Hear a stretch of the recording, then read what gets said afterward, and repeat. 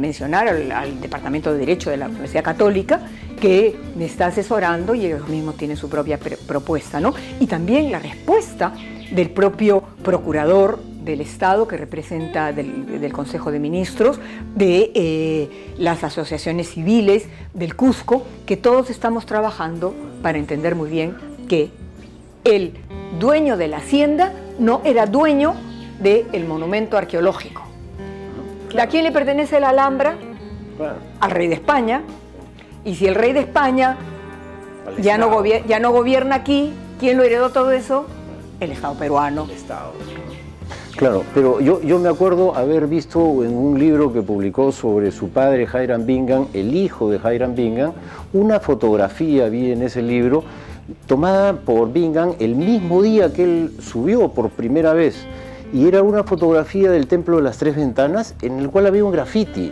Y el graffiti, no me acuerdo el nombre, Solórzano, Jiménez, Lizárraga, 1908, o sea, tres o cuatro años antes del día que este señor Bingham subió por primera vez, había alguien pasado por ahí hecho un graffiti. Entonces me quedó con esa fotografía clarísimo que Bingham primero no había descubierto mayormente nada, había rescatado algo que todo el mundo conocía, y en segundo lugar, pues que había gente que subía y bajaba, ¿no?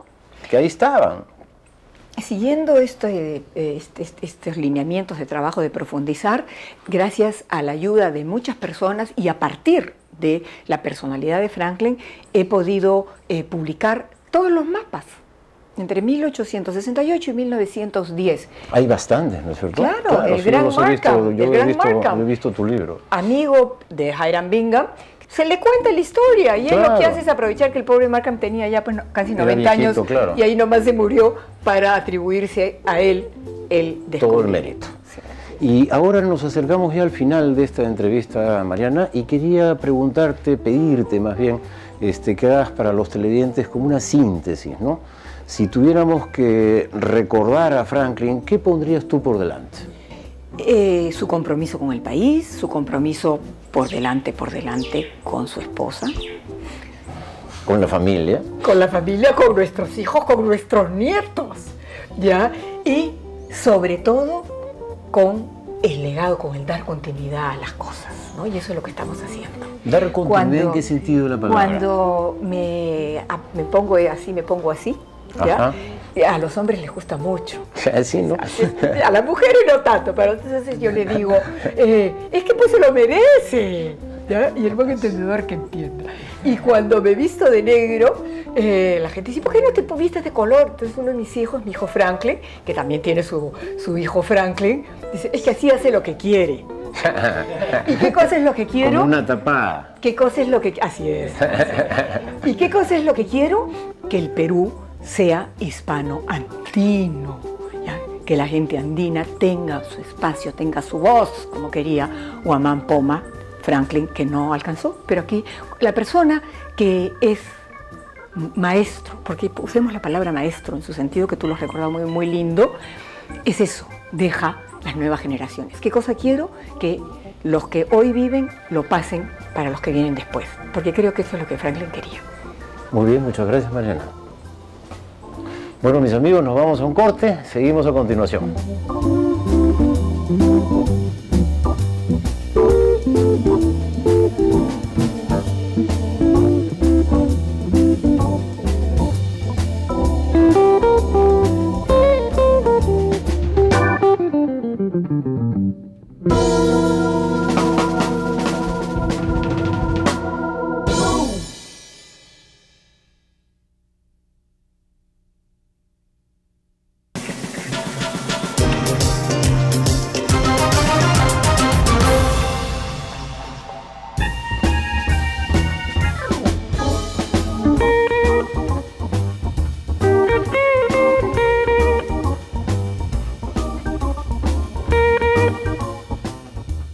Amigos, entonces retomamos con el programa a propósito del doctor Franklin Pease. Como hemos hecho en la presentación, un breve resumen. Él fue un muy importante historiador peruano, uno de los más grandes de la anterior generación, fue mi maestro en la universidad y falleció 10 años atrás. Con ese motivo en la Universidad Católica ha habido un coloquio sobre su vida, sobre su obra, y estamos haciendo un programa para presentar entonces al personaje Franklin Peace. En este momento vamos a conversar con Francisco Hernández. Él es profesor de la Universidad Católica, ha presentado una de las ponencias en el evento al que hago referencia, y conversaremos con él a propósito de la obra intelectual de Franklin Peace. ¿Cómo estás, Paco? Hola, Tony, ¿cómo estás? ¿Qué tal? Un gusto ¿Todo de bien? saludarte. ¿Todo bien? Sí. Quería preguntarte entonces, ¿cómo definirías el aporte de Franklin Peace? Si te pidiera por qué él intelectualmente debe ser conocido en el Perú, ¿qué dirías? Bueno, lo primero que quizás diría que resulta importante es que 10 años después de muerto su obra sigue vigente. Y eso ya es algo que te da un indicio. Hay mucha gente que escribe cosas que se olvidan casi al día siguiente de las que la hayas escrito, ¿no? El impacto y la trascendencia creo que resultan ya visiblemente una marca de que estamos ante una obra bastante seria y de ¿Y por qué sería esto? Porque aún que hoy día podríamos discutirle ciertas ideas con los conocimientos que hoy día tenemos, la gente sigue citando a Franklin Peace, en las universidades la gente sigue mandando a leer a Franklin Peace y en muchos temas sigue siendo un referente, ¿no? Bueno, pero a lo que te pregunto es, ¿qué ideas de Franklin Peace son las que mantienen esa vigencia? Por ejemplo, ¿no? Si vamos a una de las partes de su obra, él tuvo un importante papel en el tema de las fuentes y los cronistas, ¿no? Sin descuidar otro tema. Ya, empecemos por ahí, fuentes y cronistas. Por ejemplo, si tú me dices qué cosa puedo leer o cuáles son los clásicos sobre cronistas, yo te voy a hablar de la obra de Porras y te voy a hablar los cronistas del Perú y de la obra de Franklin, ¿no? Las Crónicas y los Andes, que fue quizás su libro de mayor madurez que publica con el Fondo de Comparando Cultura. Porras con Franklin, ¿qué es lo que tú ves? ¿Qué cosa hizo Porras de destacado? Por el contrario, ¿qué ideas súper originales están en Franklin? Son dos posturas diferentes, ¿no? El libro de Porras es como, sin desmerecer al maestro Porras Barrenechea, una especie de fichero, ¿no? O sea, si tú no conoces nada sobre un cronista, vas a donde Porras y vas a encontrar una idea general de quién era, una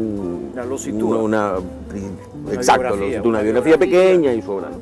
Franklin se escogió algunos cronistas, pero ya desarrolló un análisis sobre las cosas, ¿no? Por ejemplo, uno de sus principales aportes en términos de las crónicas es decirnos que no teníamos que ser ingenuos con los cronistas, ¿no? Que no debíamos usar su información como bases de datos verificables y entonces el historiador tenía solo que leer a las crónicas y repetir lo que las crónicas decían como si eso fuera verdad.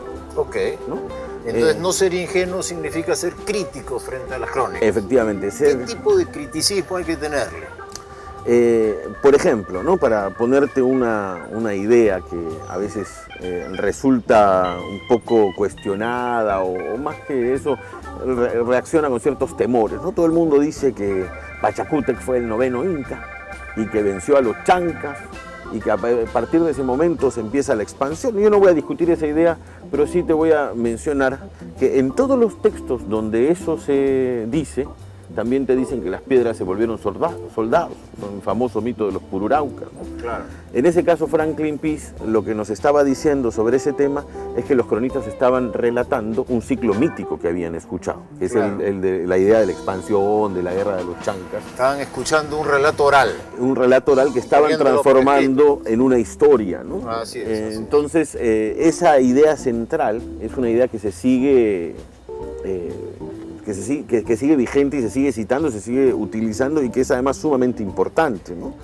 Porque de lo contrario nuestra historia sería pues un cúmulo de Bueno, Paco, lugares pero digamos comunes. entonces, hay que ser crítico con respecto a las crónicas, Así es. no hay que ser ingenuo con ellas. Así Ahí es. tenemos una idea fuerza. Otra, por favor. Del mismo tema de las Tú crónicas. dirás o de- por lo que Franklin debe ser recordado. Bueno, por lo que Franklin debe ser recordado. Tenemos, por ejemplo, el tema de los incas como otro eje. ¿Qué de es su lo que obra, nos ¿no? dice él sobre los incas?